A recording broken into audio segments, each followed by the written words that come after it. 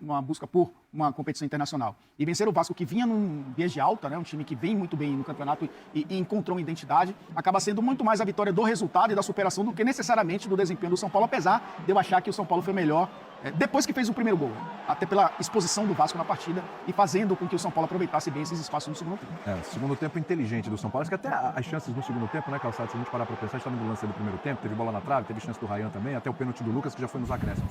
Mas, para a gente parar e analisar o segundo tempo, muitas chances do Vasco, sim, mas talvez as mais agudas, até pelo espaço que o Vasco proporcionou, as mais agudas, as mais perigosas do São Paulo, né? Tudo bem, Calçado? Olá, William, companheiros. Boa noite para você que nos assiste, porque tem dois Vascos atualmente, né? Tem o Vasco com Verratti e o Vasco sem Verratti. Sim.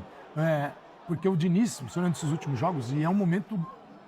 A gente não pode dizer que o momento tenha mudado em função de uma derrota. Vamos aguardar o desdobramento disso. Mas era um momento, talvez, sem dúvida alguma, melhor do Vasco, com o Diniz encontrando uma outra forma de jogar. Havia toda uma dependência do Verratti, porque ele molda o time. Tanto que, no primeiro tempo, sem o Verratti, o time cruzou 11 bolas. No segundo tempo, ele entra aos 13, o Vasco foi para 33 cruzamentos, de 11 para 33, ou seja, 11 no primeiro tempo, 22 no segundo. É claro, o tempo vai passando e aí o cruzamento se torna uma alternativa, né?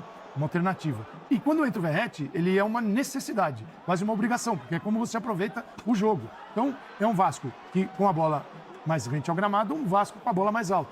E o Diniz coloca o Ryan por dentro, o Nuno aberto, tem o Coutinho. Quando tem o Coutinho, realmente você tem uma outra forma de lidar com a bola no meio de campo e de abastecer esses jogadores.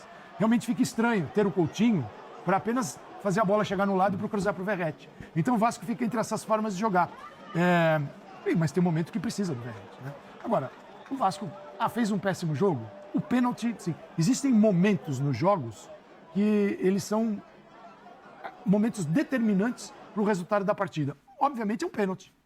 Isso aí não precisa contar para ninguém como segredo. O pênalti existe, não é que era um São Paulo seguro, equilibrado, tranquilo, né, pressionando o Vasco. O Vasco finalizou inúmeras vezes. O Vasco foi para, deixa eu ver a quantidade de finalizações aqui, 25 finalizações. Exato. 25. Só que o São Paulo acertou o dobro de vezes, chutando menos da metade. Isso que eu falei, a questão do segundo tempo, mais agudo. A gente viu nos lances, ele tem mais do Vasco, mas os lances do São Paulo ele tem espaço para progredir num time dentro de uma equipe que sai, quer dizer, ele vai vertical, o São Paulo vai com 3 zagueiros, vai com um meio de campo bem protegido, e na tentativa de, quem sabe, o Lucas decide.